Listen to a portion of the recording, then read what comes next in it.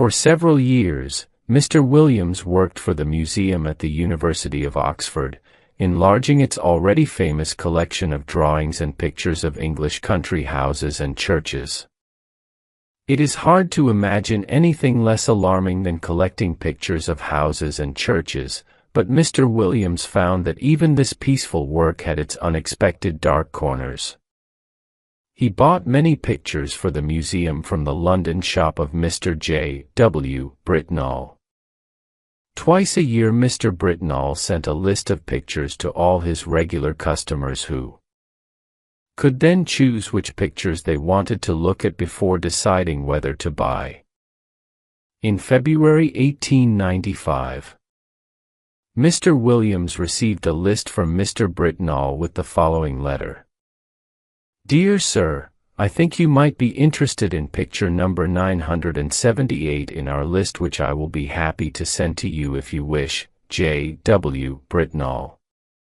Mr. Williams turned to number 978 in the list and found the following note. The 978, artist unknown, picture of an English country house early 19th century, 25 centimeters. By 40 centimeters, 20 pounds. It did not sound very interesting and the price seemed high. However, Mr. Williams added it to the pictures that he asked Mr. Britnall to send to him. The pictures arrived at the museum one Saturday afternoon, just after Mr. Williams had left. They were brought round to his rooms in college so that he could look at them over the weekend. Mr. Williams found them on his table when he and his friend Mr. Binks came in to have tea. Picture number 978 showed the front of quite a large country house. It had 3 rows of windows with the door in the middle of the bottom row. There were trees on both sides of the house and a large lawn in front of it. The letters A, W, F were written in the corner of the picture. Mr. Williams thought that it was not very well done, probably the work of an amateur artist, and he could not understand why Mr. Britnall thought it was worth 20 pounds. He turned it over and saw that there was a piece of paper on the back with part of a name on it. All he could read were the ends of 2 lines of writing. The first said, "Only whole." The second, "Sex." Mr. Williams thought that it would be interesting to see if he could find the name of the house in one of his guidebooks before sending the picture back on Monday morning. Meanwhile he put the picture on the table, lit the lamp because it was now getting dark, and made the tea. While they were having tea, his friend picked out the picture, looked at it and said, "Where's this house, Williams?" "That's just what I was going to find out," said Williams, taking a book from the shelf. "If you look at the back, you'll see it's something Hall in either Essex or Sussex. Off the name's missing, you see. I don't suppose you recognize the house, do you?" "Now I don't," said Mr. Binks. "It's from Britnall, I suppose, isn't it?" "Is it for the museum?" "Well, I would buy it if the price was 2 pounds, replied Mr. Williams, "but for some reason he wants 20 pounds for it. I can't think why. It's not a very good picture, and there aren't even any figures in it to make it more interesting." "I agree it's not worth 20 pounds, said Binks, "but I don't think it's too bad. The light seems rather good to me, and I think there is a figure here just at the edge in the front." "Let me see," said Williams. "Well, it's true the light is quite well done. Where's the figure?" "Oh, yes, just the head in the very front of the picture." And indeed there was, right on the edge of the picture, just the head of a man or a woman who was looking towards the house. Williams had not noticed it before. "Still," he said, "though it's better than I thought at first, I can't spend 20 pounds of the museum's money on a picture of a house I don't even know." Mr. Binks, who had some work to finish, soon left, and Mr. Williams spent the time before dinner trying to find the name of the house in his guidebooks. If I knew the letter before the English, he said to himself, it would be easy enough. But there are many more names ending in English than I thought. Dinner in Mr. Williams' college was at 7 o'clock, and afterwards a few of his friends came back to his rooms to play cards. During a pause in the game, Mr. Williams picked up the picture from the table without looking at it and passed it to a man named Garwood, who was interested in pictures. Garwood looked at it and said, "This is really a very fine picture, you know, Williams. The light is very well done, in my opinion, and though the figure is rather unpleasant, it is quite interesting." "Yes, isn't it?" said Williams, who was too busy giving drinks to his guests to look at the picture again. When his visitors had gone, Williams had to finish writing a letter, so it was after midnight before he was ready to go to bed. The picture lay face upwards on the table where Garwood had left it, and as Williams was putting out the lamp, he saw it. For a moment he was too surprised to move. Then he slowly picked up the picture and stared at it in horror. In the middle of the lawn, in front of the unknown house, there was a figure where there had been no figure earlier. It was crawling on hands and knees towards the house, and it was covered in a strange black garment with a white cross on the back. After a second or two, Mr. Williams took the picture by one corner and carried it to an empty room. There he locked it, face downwards in a cupboard, then closed and locked the door of the empty room. He went back to his own room and locked the door behind him. Before going to bed he sat down and wrote a note describing, in detail, the extraordinary change in the picture since he had received it. He was glad to remember that Mr. Garwood, who had looked at the picture earlier in the evening, had also seen a rather unpleasant figure. He decided that in the morning he must ask someone to look carefully at the picture with him, and he must try very hard to discover the name of the house. He would ask his neighbor, Mr. Nisbet, to have breakfast with him. Then he would spend the morning looking for the house in his guidebooks. Nisbet arrived at 9 o'clock, and the two men sat down to breakfast. When they had finished, Mr. Williams, feeling both nervous and excited, hurried to the empty room.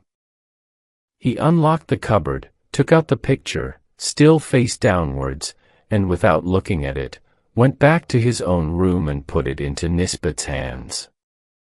"Now, Nisbet," he said, "I want you to tell me what you see in that picture, describe it please, in detail. I'll tell you why afterwards." "Well," said Nisbet, "I have here a picture of an English country house by moonlight." "Moonlight? Are you sure?" "Oh, yes. The moon is shown quite clearly, and there are clouds in the sky." "All right, go on." "But I'm sure," added Williams quietly, "that there was no moon when I first saw it." "Well, there's not much more I can say," Nisbet continued. "The house has 3 rows of windows, 5 in each row, except at the bottom, where there's a door instead of the middle one, but what about figures?" said Williams, with great interest. "Figures?" "I've," replied Nisbet. "There aren't any." "What? No figure on the grass in front?" "No. Not a thing." "Are you sure?" "Of course I am. But there's one other thing." "What's that?" "One of the windows on the ground floor on the left of the door is open." "Is it really?" "Oh dear." "I suppose he's got into the house," said Williams, with great excitement. He hurried across to where Nisbet was sitting, and, taking the picture from him, saw for himself. It was quite true. There was no figure on the lawn, and there was the open window. For a moment, Williams was too surprised to speak. Then he sat down at his desk and wrote for a few minutes. When he had finished, he brought 2 papers across to Nisbet. He asked him to sign the first one, which was Nisbet's own description of the picture, then to read the other one, which was the note Williams had written the night before. "What can it all mean?" asked Nisbet. "That's what I must find out," said Williams. "Now, there are 3 things I must do. First, I must ask Garwood exactly what he saw when he looked at the picture last night.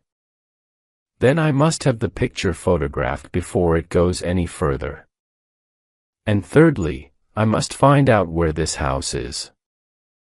"I can take the photograph for you, myself," said Nisbet, "but, you know, I think we are seeing something terrible happening here. The question is, has it already happened, or is it going to happen? You really must find out where this house is." He looked at the picture again and shook his head. "I think you're right, you know. He has got in. I'm sure there will be some trouble in that house." "I'll tell you what I'll do," said Williams. "I'll show the picture to old Dr. Green. He grew up in Essex, and he often goes to Sussex to see his brother who lives there. He's been going there for years. He must know both places quite well." "It's a very good idea," agreed Nisbet. "But I think I heard Green say that he was going away this weekend." "You're right," said Williams. "I remember now, he's gone to Brighton for the weekend. I'll leave a note, asking him to see me as soon as he returns. Meanwhile, you take the picture and photograph it, and I'll see Garwood and ask him what he saw when he looked at it last night." He paused.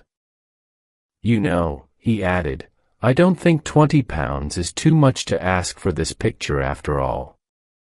In a short time, Williams returned to his room, bringing Mr. Garwood with him. Mr. Garwood said that when he had looked at the picture, the figure was just starting to crawl across the lawn.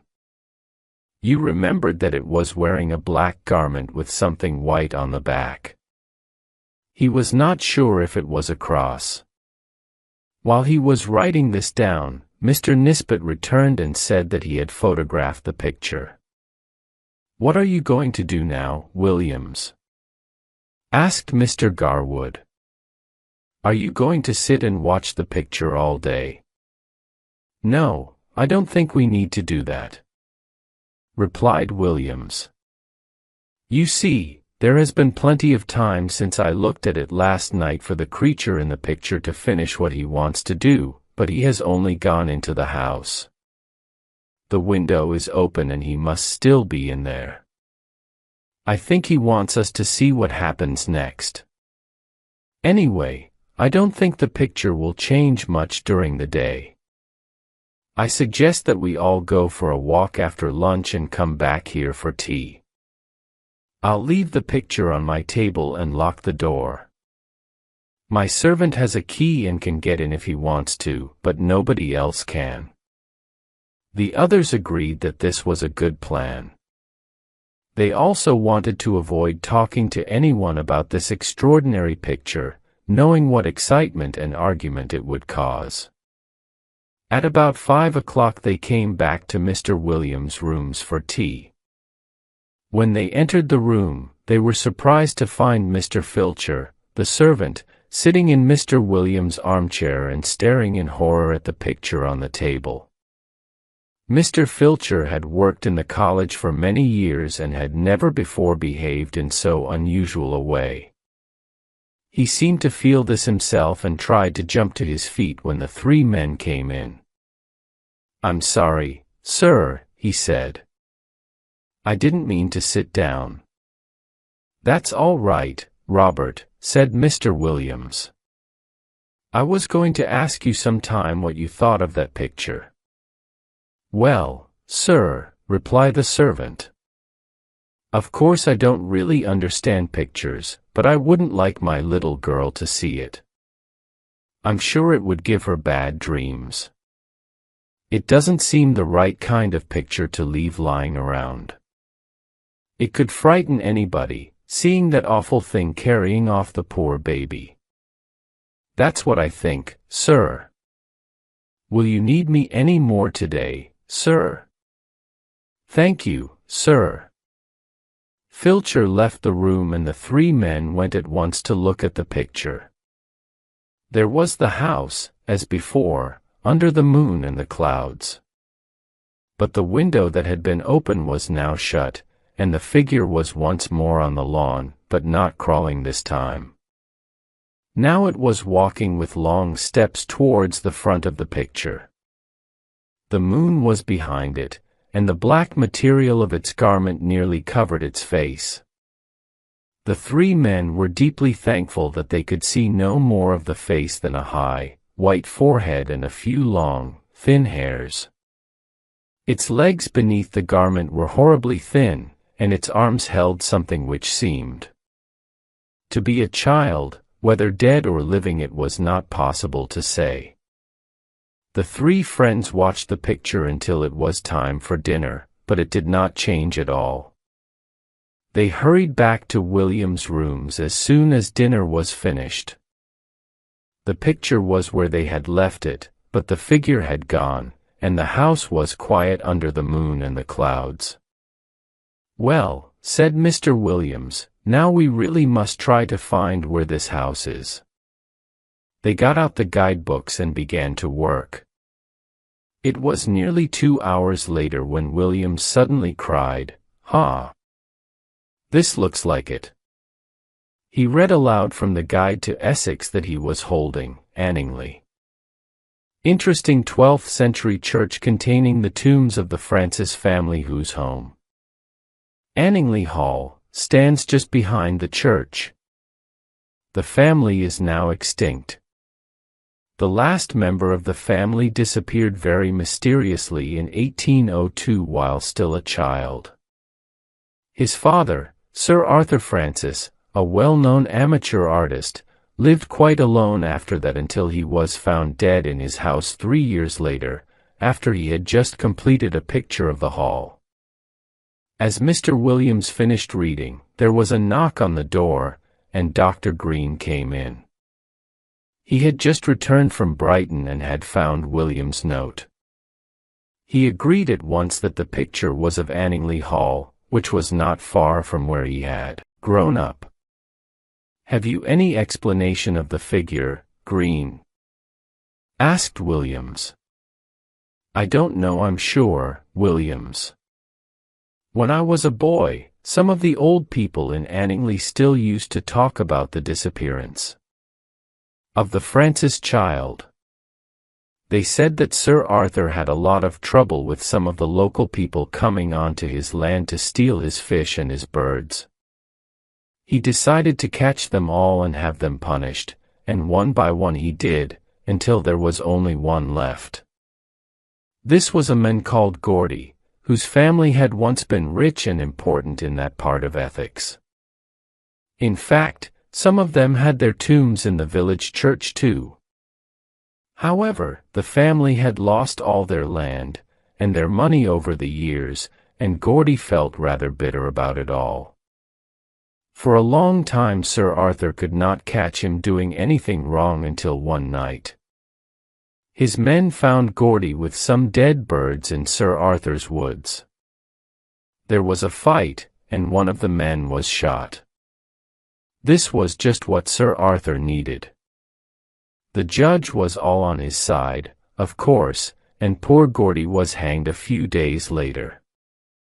People thought that some friend of Gordy stole Sir Arthur's little boy in revenge to put an end to the Francis family as well. But I should say now that it looks more as if old Gordy managed the job himself. I don't like to think about it. Let's have a drink, shall we? The story of the picture was told to a few people. Some believed it and some did not. Mr. Brittonell knew nothing about it except that the picture was unusual in some way. It is now in the museum, and although it has been carefully watched, no one has ever seen it change again.